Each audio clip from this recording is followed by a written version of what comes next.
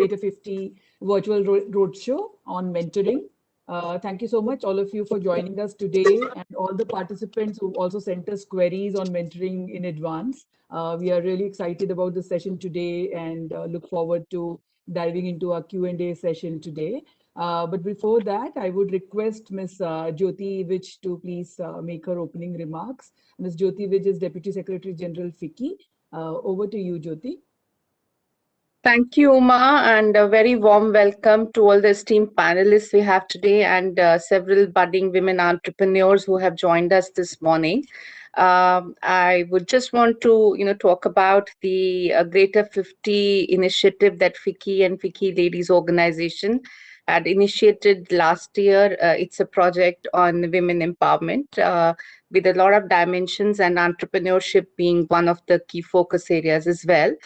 And we are thankful to Ms. Anna Roy for assuring her full support to this ambitious campaign and having joined hands with the Greater 50 Micro Mentor platform for the Mentor Mentee Connect for the women beneficiaries through the special online mechanism in order to help the women mentees with specific knowledge concerning a problem area that they may be facing.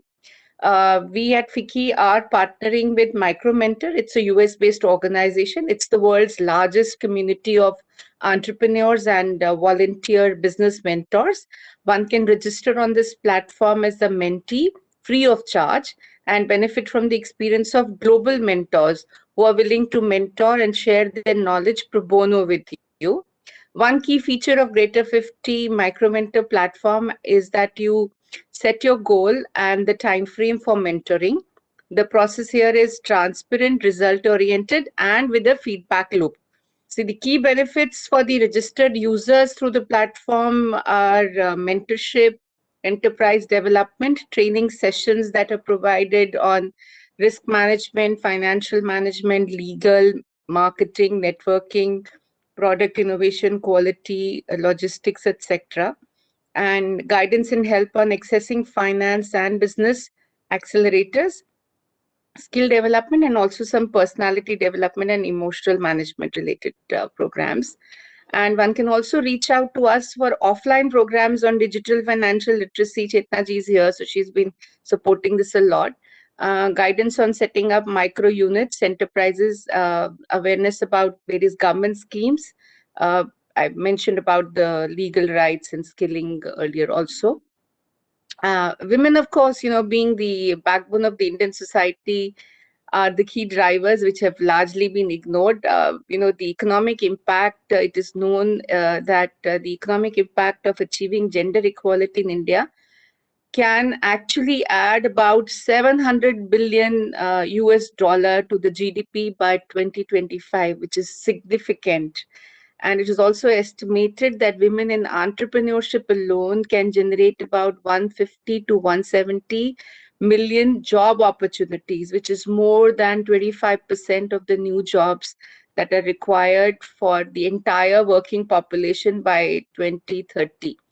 It is through this program that we really want to help women unlock new business opportunities, be able to live their dreams, achieve their career goals in the best possible manner that they can. And FICCI and Flow truly value the Greater 50 partnership with the WEP. And we will make every effort to help the women mentees on this platform. I do hope that you find this session beneficial. This is just the beginning. A series of virtual roadshows are being planned on various topics that I mentioned above. So we do hope everybody to join in for those as well.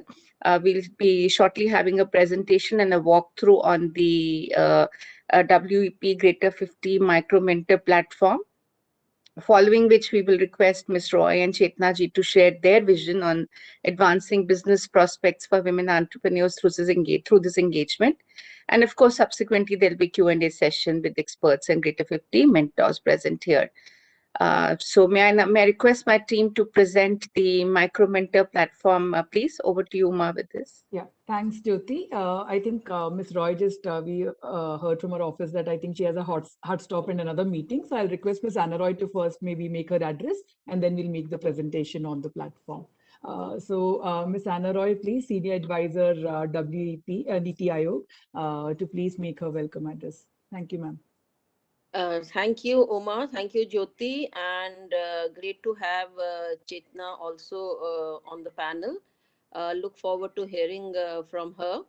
So we are basically a women entrepreneurship platform is an aggregator platform with the aim of bringing all various initiatives at one point so that the women who are the expected beneficiaries are able to benefit from the various schemes and initiatives of offered by not only the government but also private organizations and industry bodies like FICCI as well as international organizations, because we feel that while there are multitude of initiatives, the information does not travel down to women, and by that I mean not only women in the tier 2 tier 3 city, but also in big cities, in metros and all. There is a lot of information gap. So this is the purpose of this platform. And we were kind of launched on the 8th of March in 2018. And we have come a long way. Today we have around 19,000 registered users on the platform. And I would urge more women, uh, either they are prospective entrepreneurs or existing entrepreneurs, to come join hands and register on the platform so they can use the various initiatives offered on the platform. And I would urge FICCI also to send the message across so that more women come and join this effort, and benefit from the information which is put up on the platform. So besides telling women about the various initiatives, the platform also tries to empower them by imparting knowledge, and in various various aspects of entrepreneurial journey.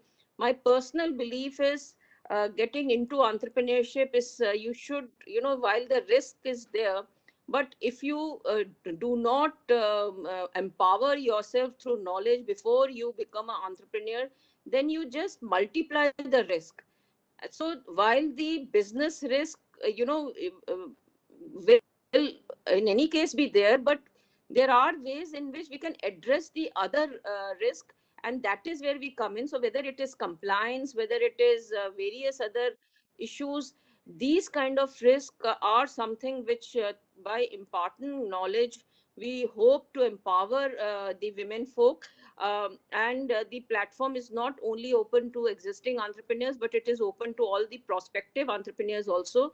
The platform works in collaboration with partners. We never float any scheme of our own. What we do is showcase the partner schemes, and we also provide a platform for partners to connect each other so that they find their common joining grounds and work together, and in order to scale up their efforts.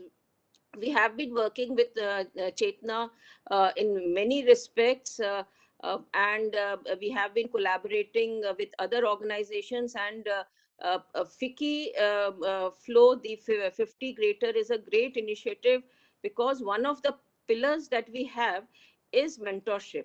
And since FICCI had launched this, we are working with FICCI to take it to the wider audience. And we are also outcome oriented. So when we launch the mentorship with FICCI, we would like to not have a one way traffic where you meet some mentors and you get a lot of gyan, so as to speak. But we also would like to ensure that whatever gyan you are getting, whatever knowledge you are getting, is actually the kind of knowledge which you actually need, and also you have the necessary capabilities to absorb the knowledge. And how you put that knowledge to use is also something which we will be tracking. So I'm very happy to collaborate with FICCI, and they have a very enthusiastic and proactive team. I look forward to working with them.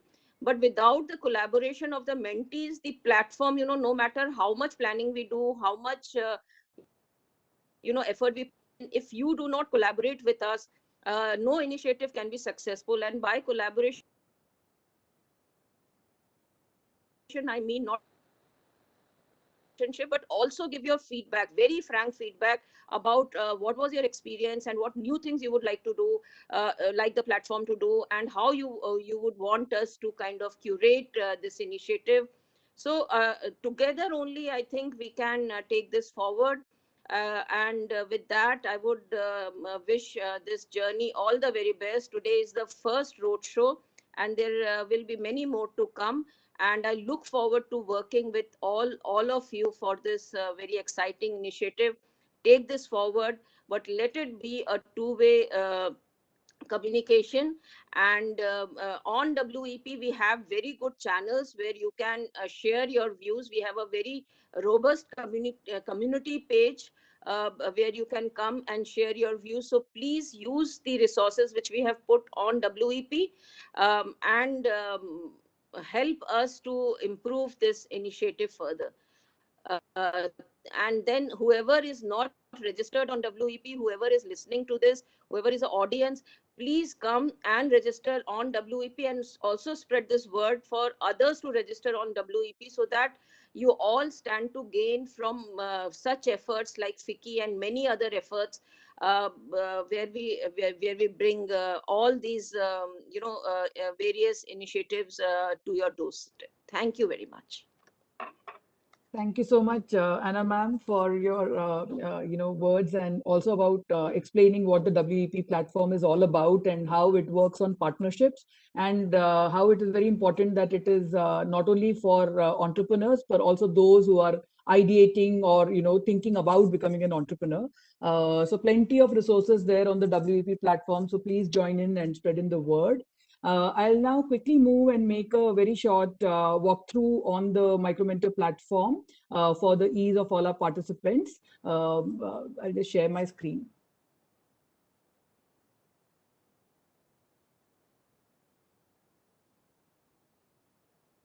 Hope it's visible to everybody, the screen. Yes, it is, Uma. Go Yeah, ahead. okay. So it's a very simple platform. There's a walkthrough. You can log into the Greater 50 Micromentor platform. We'll just put the URL in the chat box also and find a mentor.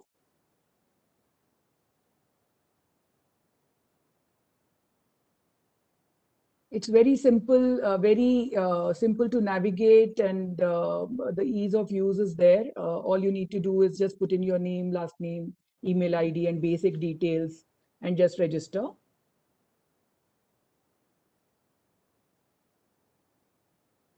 Once you do that, there's also an entrepreneur expectations page about what to expect. Very basic details, country of your residence, your basic phone number, and your state, city details.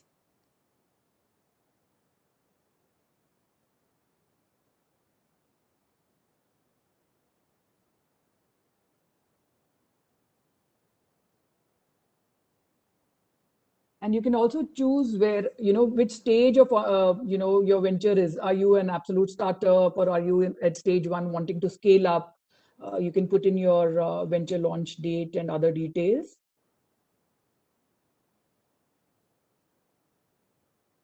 And you can also put in, not only your idea of the venture, but also which industry do you belong to. You could be a not-for-profit, you could be a for-profit enterprise.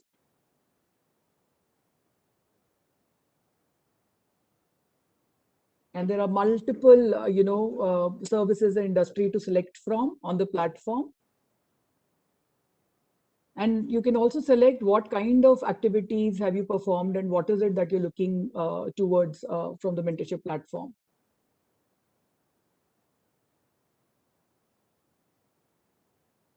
And there's also a confidence rating. Are you very confident about a particular activity, not very confident, neutral, and you can click based on your confidence level.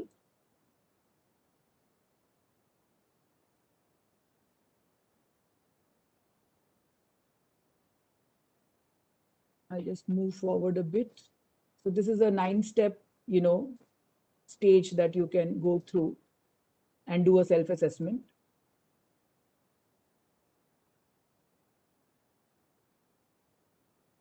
It's very detailed, but once you fill it in, it will help you narrow down and filter the kind of mentors that you can look for. And then you can choose 3 areas of expertise that would be most helpful to your venture now. Is it accounting? Is it human resources, management? And within management also, is it fundraising? Is it strategy? Is it leadership? What is it that you're really looking for? So it's a very detailed, choice of the kind of service that you can expect on this platform.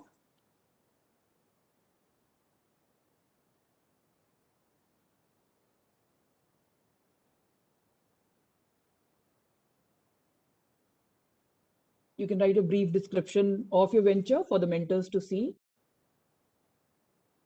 You also have a choice of what languages you speak fluently, so that since this is a global pool of mentors, it is also easy for you to, if you are working in certain countries, you could also search for mentors from that particular country.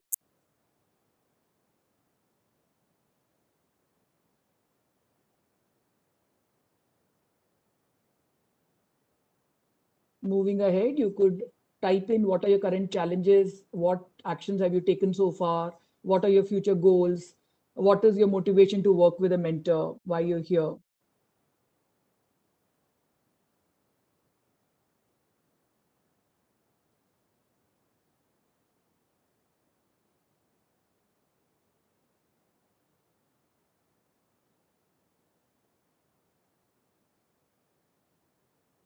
Yeah, once you've finished that, you will come up with the mentors who are recommended for you. And from there on, you can go on and actually, find the mentor. So there'll be a list of mentors available once you completed the profile, and then you can choose and start your journey. So this was just a brief walkthrough on what the whole platform looks like. We'll just, I'll ask my colleague Nitin to quickly also type the URL from where you can. And in case you have any details, we'll also share the email ID where you can reach out to for any help that you may require. So it'll be available on the chat box now. Moving on, I would now, start with, so the rest of the session is, of course, we have Ms. Chetna Sinha, founder of Mandeshi Bank and the Mandeshi Foundation, giving us our next address, after which we straight away dive into a Q&A session. Many of you registered participants have already shared your questions with us, and we are going to take more live questions on the chat box here. So please keep your questions ready. And we have 3 expert mentors with us today, Ms. Chetna Sinha, Ms. Vinita Sethi, who's the Senior VP for Apollo Hospitals and a co-convener for the Greater 50 mentorship pillar and the digital inclusion pillar. We also have with us Ms. Akansha Bhargava, CEO of PM Relocations, who's a marketing expert and a mentor on the Greater 50 Micro Mentor platform. So before starting the Q&A session, I would request Chetna ji to please make her address. Over to you, Chetna. Uma, and please tell me, Chetna. And I know Anna wants to leave fast, but I just wanted to actually request Anna, if you are there, or otherwise we can discuss later also, is that, when I was reading Uma, it was just a very good way of taking us through how you can get the mentor on this website, right? And while doing that, when I was looking at it, I got some 2-3 things in my mind. One was that Anna may not be there, but actually Niti awardee, I also sent in the message that Niti awardees can be a mentor. And if we have those, because these are all young budding entrepreneurs who are interested in mentoring others also. So I was just thinking that, how can we bring that component, not in this theme form, application form or anything, but on the whole mentoring part, because these young women entrepreneurs are very digital savvy also, and they want to help. And actually, I also want to say to Fiki, I was also thinking that can we create a brand for these young women entrepreneurs, saying that we are mentor of Fiki Flow.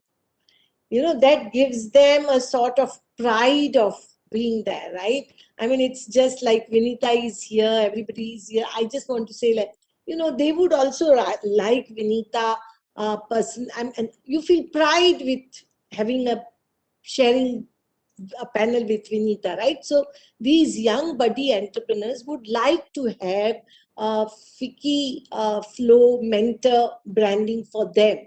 So I would just give you an example that last year Niti Aayog had awarded Ruchi Jain. She's a agro company, very smart. Mandish is working with her, and very young lady. We got some investment for her, but then now if she's ready, her website is ready, everything is ready. She can help some other women that how do you make your product marketable, and if she does that, she gets this tagline of Fiki Mentor, Fiki Flow Mentor. Then it will be like, that pride also will give her that, okay, I would mentor, say, 5 people or 10 people, whatever Fiki suggests, but then she will get that tagline. This is just my suggestion I'm throwing at in this session. The another thing, when Uma, we were going through it, I felt, and when I was going through the questions also, I'm not addressing the question, but I'm just saying that what are the things where women are coming on, why they want a mentoring, right? Based on those questions I saw.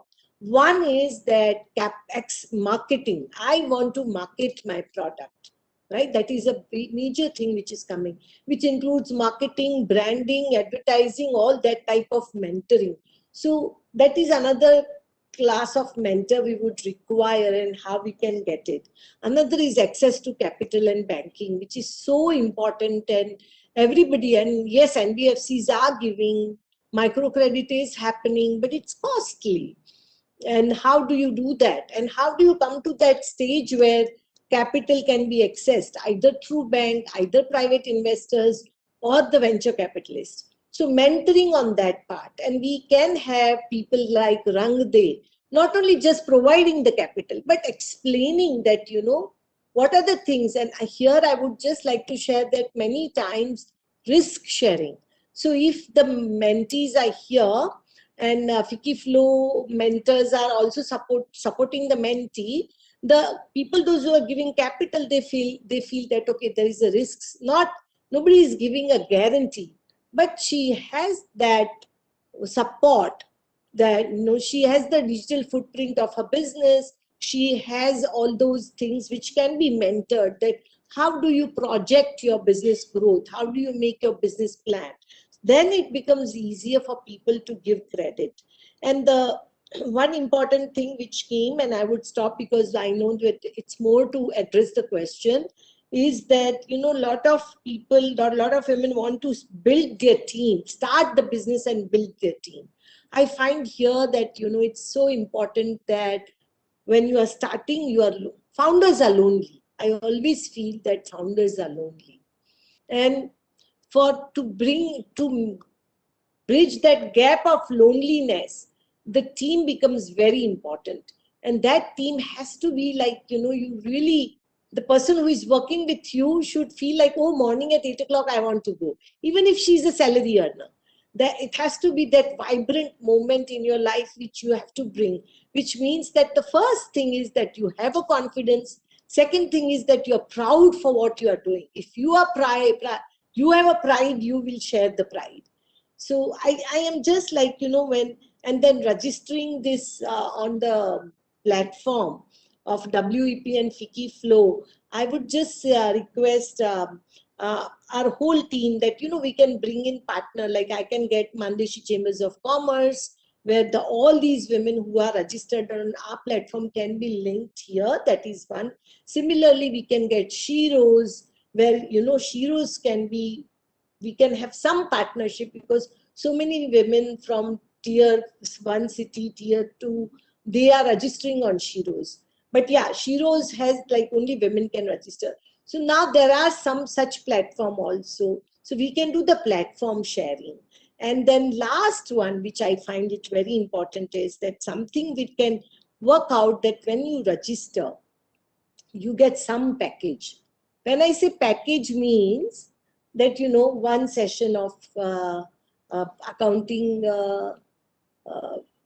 one session of accounting mentoring, some package of digital literacy or business literacy, Deshi MBA literacy package, something like that. I'm just saying it can be anything, but we should brainstorm that I registered and I got this. It's like a coupon, right? That I got this coupon. And then that keeps me engaging with us. Or say 3 sessions I get an invitation for, or something like that. So that these are the things I just wanted to share, and we can, of course, go forward and Vinita's. And so, I mean, I just like that, we have this road show on this, Vikriti. Yeah. Thank you so much, Chetna ji. As always, lovely to hear from you, and points well taken. Obviously, I think under your guidance and Vinita's guidance on the mentorship pillar, it's always been paying forward. That you said, if there is a mentee who becomes a mentor tomorrow and pays forward, absolutely. And just like WEP and the FICCI Greatest 50, the whole idea is of partnerships and trying to leverage the most for all our women beneficiaries from each other's strengths. So absolutely. And I think your sessions, all the people hearing us today and who will come in future for all our virtual roadshows, they will have access to our various webinars and other programs that we'll do going forward. And now very quickly, I think I'll start with the Q&A session. And thank you participants for sharing your questions in advance. Others, please feel free to chat right now, put in the chat box right now. So I'll start with the Q&A. Thank you so much. And welcome Ms. Vinita Sethi and Ms. Akanksha Bhargava, our expert mentors, along with Ms. Chetna Sinha. I'll start with the Q&A based on the questions we've already received. So a few questions that we were getting from the marketing front was that, I run an early stage startup, and how much should I have as a marketing budget? Or also, could you also help me with few free tools that could help me save cost on marketing, both online and offline? So I would direct these questions to you, Akanksha, if you could start and maybe address these questions. Hi, Uma. Thank you for having me here. A little brief about me. My name is Akanksha, and I started my entrepreneurial journey 14 years back when I was 21 years old. I joined an unorganized industry, which is the relocation industry. We help people shifting their homes across the globe, within the city, within the country, within any one country to another country. So our reach is pretty much global in terms of looking after people. And my father had started this business in 1986. And when I had stepped in, we were a little smaller setup because he never thought I would do this. So we were just about 30 people. And today we are close to 600 people. And we've been absolutely bootstrapped. So my story has been of building a brand and service expertise without actual funding. We did not have anybody who funded us, and to scale up a business which is already running is, I guess, equally hard, if not much more than starting a business, right? Because you have so much more to lose, I guess. When you start, you really have nothing to lose as such, but when you have already running business and you take those decisions and you scale up, you can lose a lot. So coming back to the questions, see, my story has been about scaling up a company and building a brand without actually having strong budgets. Because when you look at startups, they have angel funding, they have somebody backing them, and hence they have a sustainable amount in their projections and their planning to say, okay, this is what we need when we need to reach from A to B. And of course, the mode is also faster. So I think it also depends a lot on the kind of product you have. Do you have a e-commerce product? Do you have something that has to be sold online, that has to have that visibility? I'm from a service segment, and for us, it's a need-based industry. You cannot create a need. You cannot show that you have great, you have great people moving your stuff, so people would start moving. They won't. They will only move when they have to move. So marketing, I think, is a very, very a smart aspect of making your brand visible in a certain way that you want to.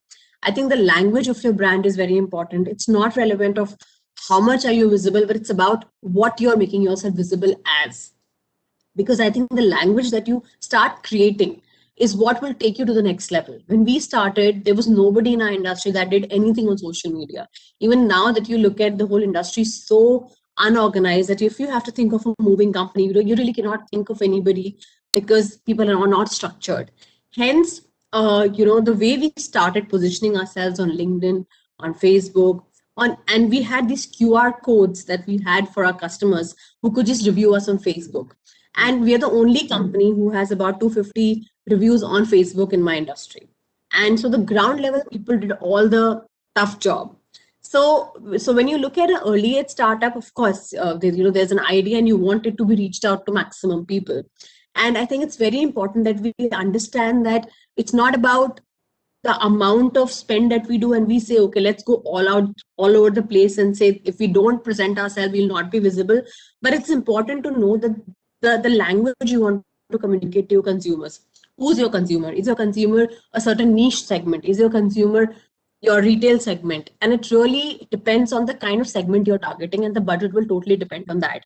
But yes, when you have the budgets in your hand, we should definitely look at spending ourselves close to about 10% of our revenue for sure, because that definitely flows back to your business. But even if you don't have the budgets, don't think twice, go for it. We need to be really clever about what we present, how we present, what we write, and that's where the smartness comes in.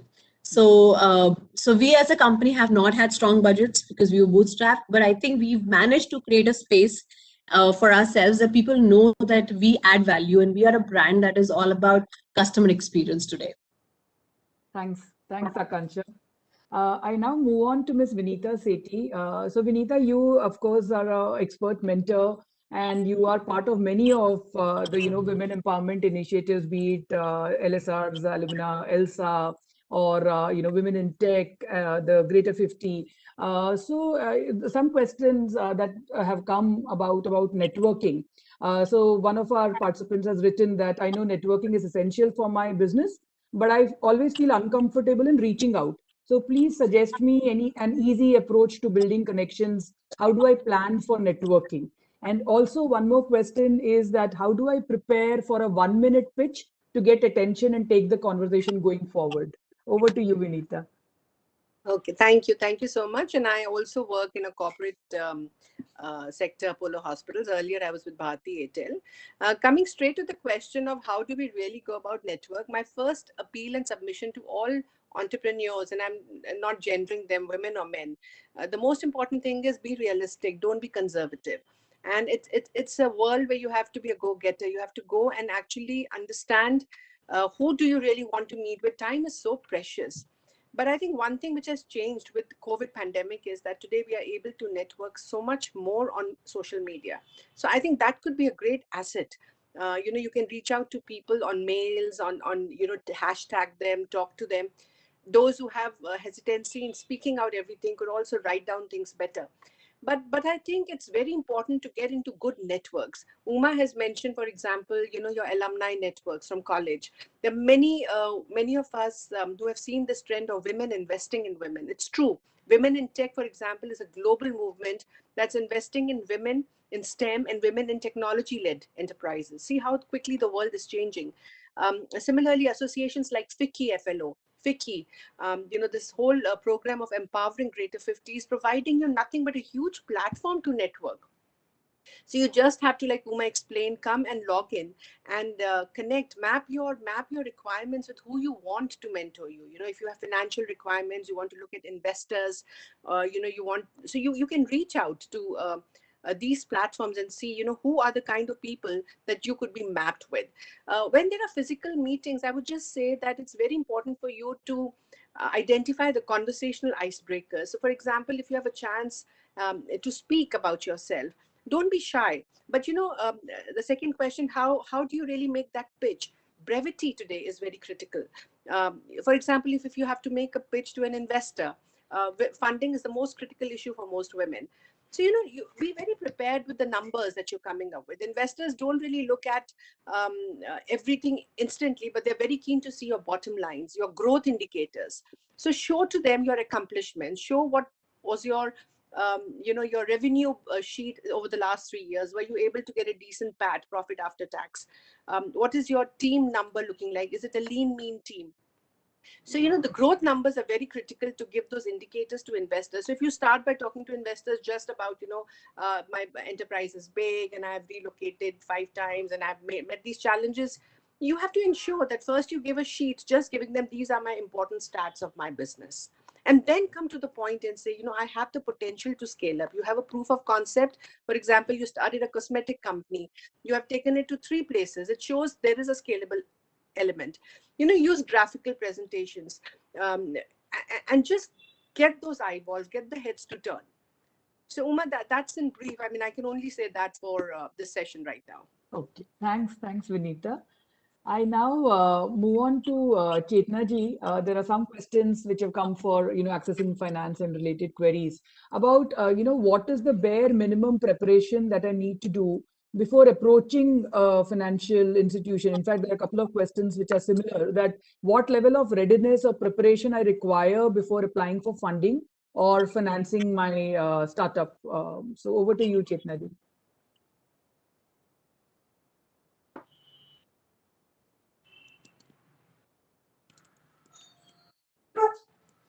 Chetna ji, can you hear us?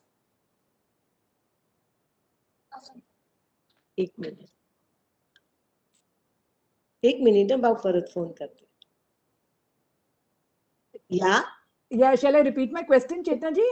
There were a couple of questions which says that what is the bare minimum preparation that I need to do before approaching a financial institution? So what level of readiness or preparation I require before applying for funding or finance for my startup? So, I mean, the question is, but it would be, even if it is a startup, the structure becomes very important. If you want to have a capital, access to debt or a loan, I am using big technical terms, but there are 2 areas, right? One is that you are asking for investment, and another is that you are asking for loan. Now, I consider that investment is much more, and when you get a very mature, then you go for investment, because you need to be able to protect your own interest and all that. But if I want a loan, and for my startup, then what are the minimum things which are required? So one, the bankers or the formal institutions who are going to give you loan, they would see that, how much is what is the scale of the business? Even I'm not bringing that registration part first, because even if you are not registered, I am not going into that much technical part. Because even if you are registered, but if you do not have a business, then you cannot say that, oh, I am a registered and why am I not getting loan? The first thing lender looks at it is, one, your credit history. Now, if you do not have credit history also, that is fine. But the second thing what lender looks at it is, what is your business?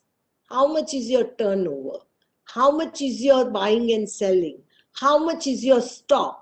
Why I'm saying in these simple terms is that it's not that you have to, many people say that you have to have a 3 years balance sheet, you go, and many people then end up paying for that, getting a wrong balance sheet. I also would request that many people for loans, they end up getting into the process which are not really helpful. The lender has to have a confidence in you. And before even preparing a file, have a discussion with lender that this is my business, this is my working capital, this is my sales, this is my stock, and how much am I eligible for? Understand that. Does it meeting your gap where lenders say that, okay, I am going to give you 50,000, but you need 100,000. Then you have to convince the lender that I need little bit more. But once there is a sort of an equal level understanding between the lender and the borrower, then one should go into the other details, like, preparing your balance sheet and all.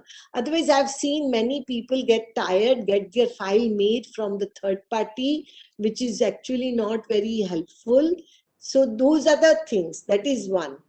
And I also find that many times it's fine to get it from NBFC, MFI also, because it gives you the digital credit history.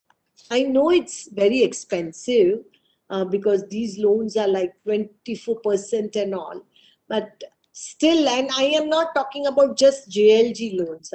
There are NBFCs which are also giving to individual lending at district level. There are like, I mean, all these finance company you must have seen at the district levels are there, and their interest rates are very high. They are not very low interest rate, but still you get into the discipline of getting the loan. So that is one. The question you would say is that if I pay so much high interest, how would I earn profit, right? So in that, I would just request that you have to find the businesses, and in your cost, when you build the cost of your business, you have to consider that the cost of capital is high in the beginning. When you become eligible and when you have a credit history, then your cost of funds come down.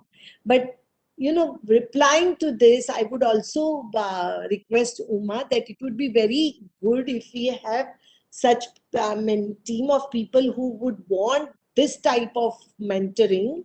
We Sure. can have a customized mentoring sessions also, because then you can get on board the people like, where we only have a session on this full access to capital, and get some 2-3 NBFC representatives or some investors, or not only some investors who have invested in venture in the early startup.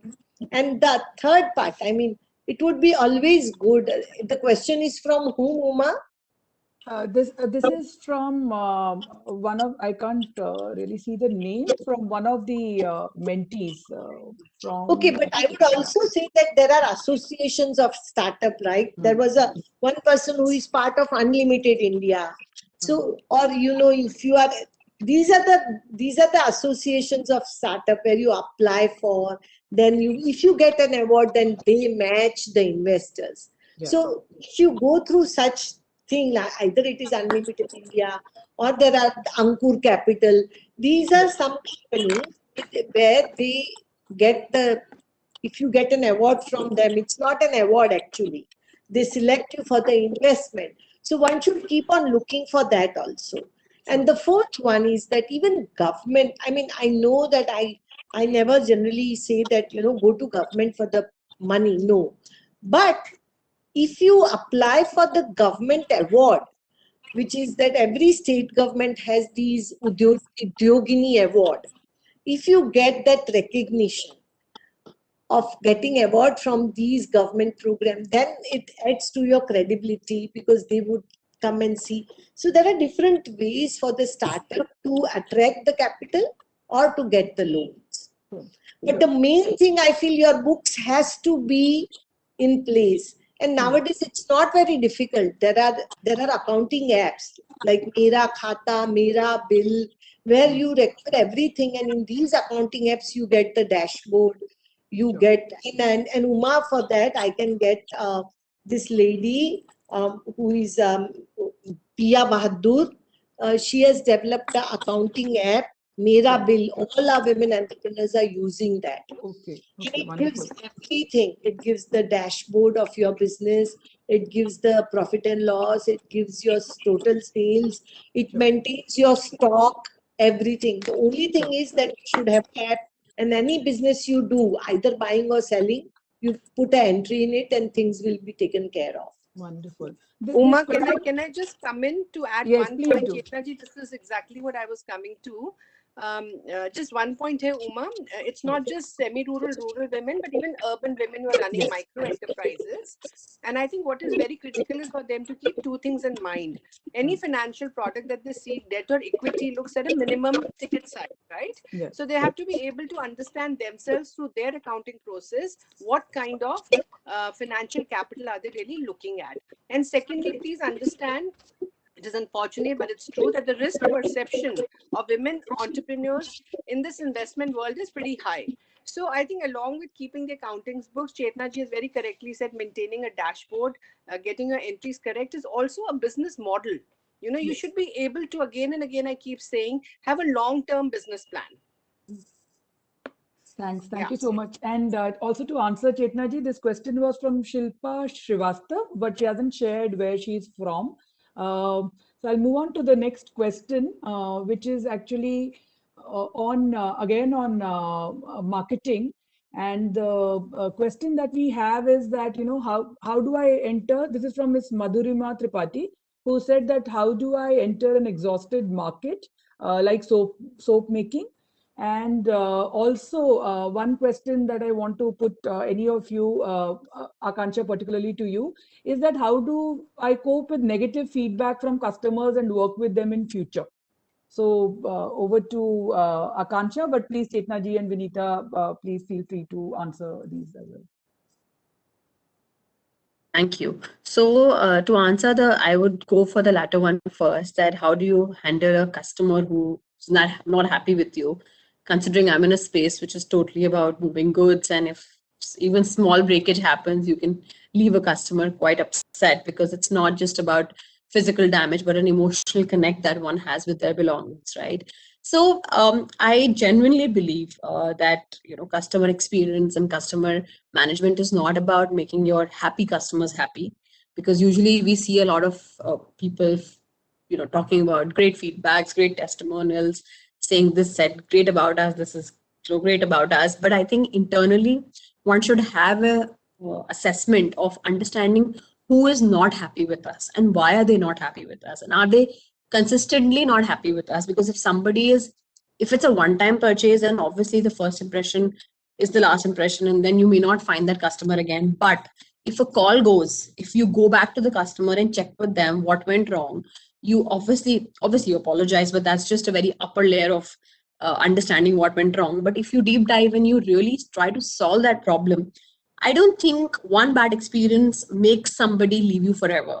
You have to go back and earn that trust again. It's harder, it's very difficult, but it's not impossible. What we usually do is we end up making a database and saying, okay, out of 10, 5 were not happy or 3 were not happy. But I personally think what a lot of people don't do is go and talk to those 3 people and understand what was not right. Maybe at a larger number game, it's not that easy, but when you're a smaller company, those things are very easy and they're important, and that lays the foundation of your growth. Because if the culture is about going back to the customers who are not happy, then whatever number you become tomorrow, you will still remain that company, and that culture will always sustain. Your employees will always remember that this is what the base of the organization, and these are the roots of the organization. So I personally think that it's important to speak to those customers and try convincing them to give us a try once again. And once they do that, you will know that it's not impossible. And also your improvements will automatically happen when you find those customers who are not happy with us. So I think it's creating that culture at the end of the day. And second, to answer the question that how do you enter an exhausted market like soaps, it's a very good example though, because yes, we hear so many products today coming every day in the market. But like I said, I think every brand, every product has its own language, and there is always room for people who are trying to do something different. Even though you're already entering into a market which is already there and people have certain choices already made visible, but there'll always be that gap that made you get into that market, and that made you believe that there is a reason for me to do this service. Because at the end of the day, you as an entrepreneur, I mean, it's always about gut. It's always about that gut feeling and that sixth sense that you have, and you say, okay, this is what I really want to do. And there is a reason that resonates with you when you enter into a certain kind of business. And if that reason is very is very special to you, and you know the right intent behind it, you will find the language behind it also. And hence, when you're reaching out to your consumers, that language will be quite visible out there. And I think hence it's quite possible to enter any market if you know your intent behind entering that market. Uma, I have just 2 points. Yes. One, customer is the king.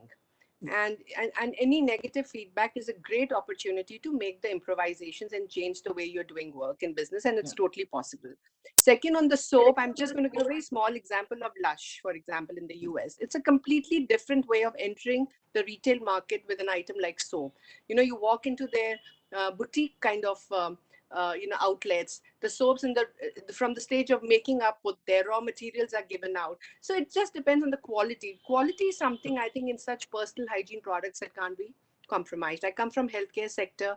Daily we have complaints of some nature or the other. Quality can't be compromised. Packaging has to be very good. And the way you sell your product, there has to be an element of empathy. Yeah.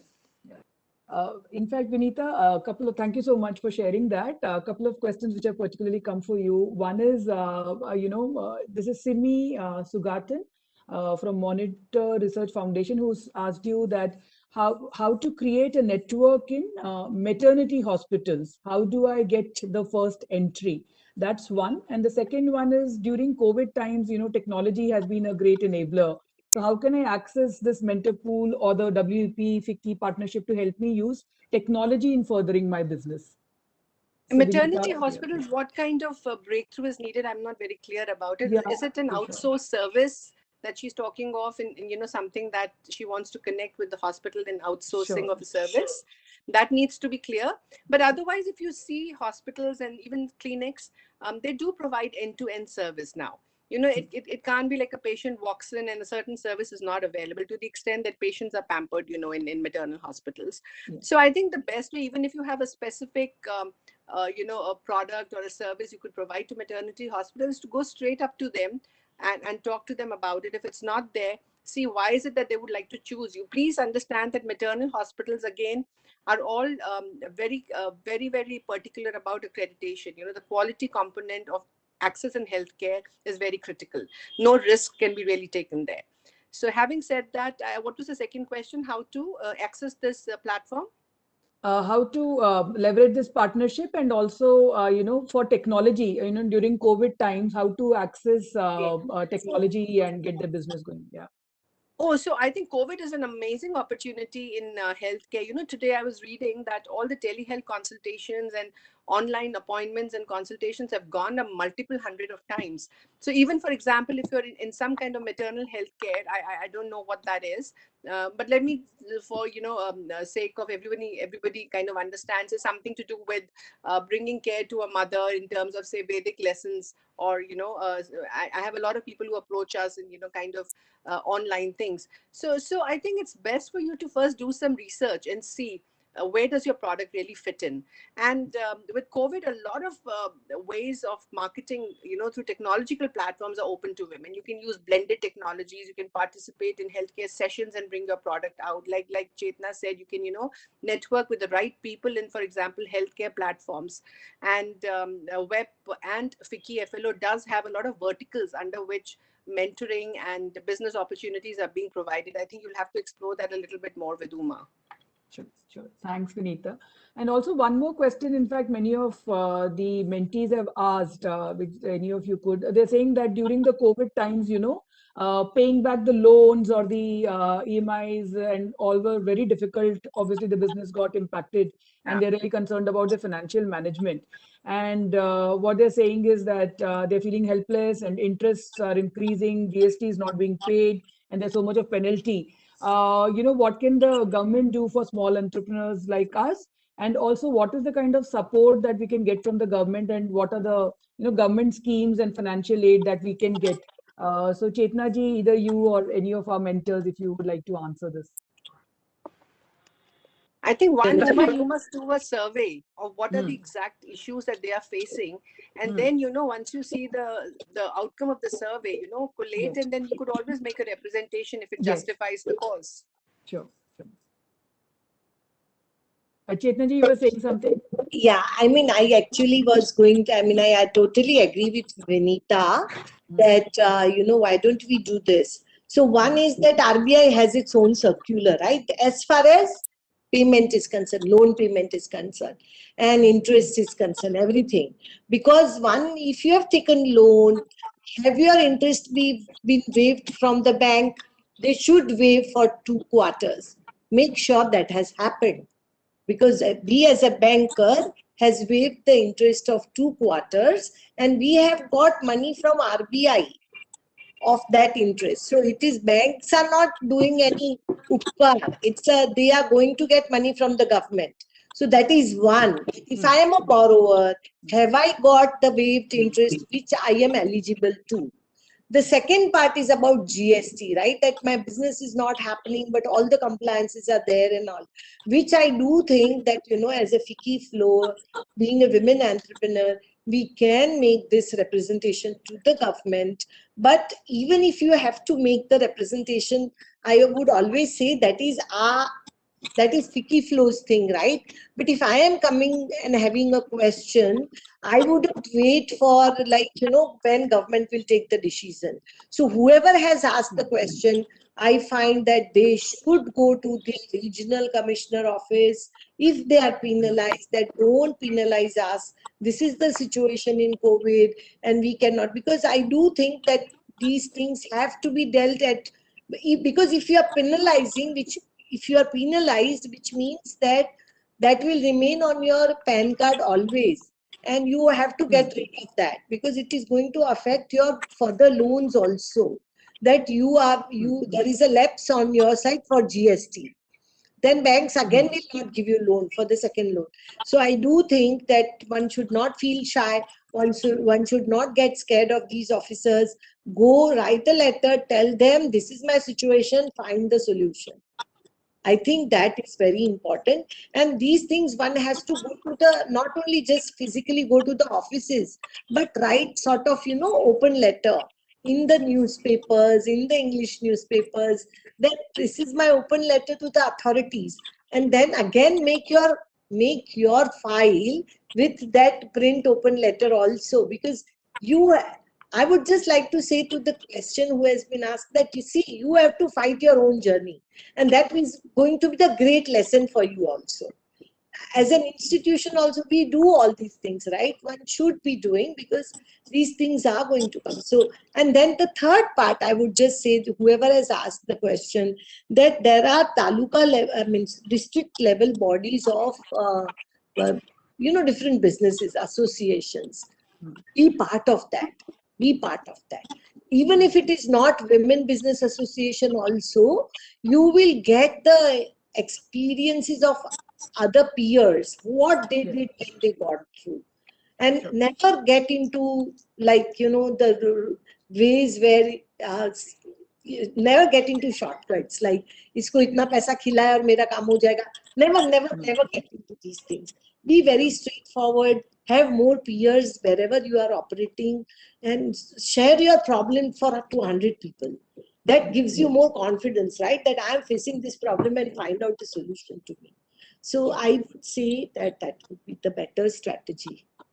So, thank you. And I know we have overshot our time a bit, but one last question I want to take, and also to those who have sent us queries which are very sector specific, like there are questions on how do we enter the turmeric latte industry, or on bags, or jewelry and other, or on agriculture, agripreneurship. We will address, even after the session, go through all of the questions, and with the help of our expert mentors, come back to you answering all your queries. But one last question I would like to take here from all our mentors is, we have Priscilla from Terra Incognita, who's asked, when looking for a new business partner, what is the quality that one has to look into? So I'd request any of our mentors to please answer that.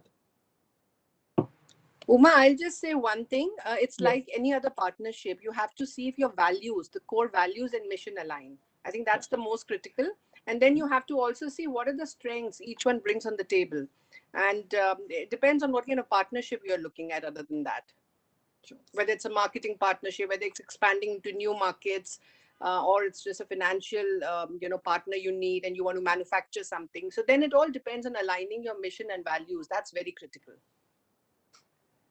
Great. I think that brings us to the close of this session. And thank you so much. And the queries which have not been answered, which are very sector specific, we will take it up and hopefully we will definitely, in fact, come back to you on a mail and we'll put it up on our website also. So thank you so much. And thank you so much, Chetna ji and Vinita and Akanksha for joining us on this mentorship platform. And also to all the participants here, we are doing a series of such virtual roadshows, and you will hear from many more of our mentors going forward. And like Chetna ji said, we'll be curating specific sessions on finance, marketing, and other such issues that you're facing. Thank you once again, all of you, for joining. Thank you. Thanks. Thank you so much, Uma. Thank you, everybody. Chetna ji. Thanks, Vinita. Thanks, Uma. Akanksha, bye. Thank you. Jyoti, thanks. Bye-bye.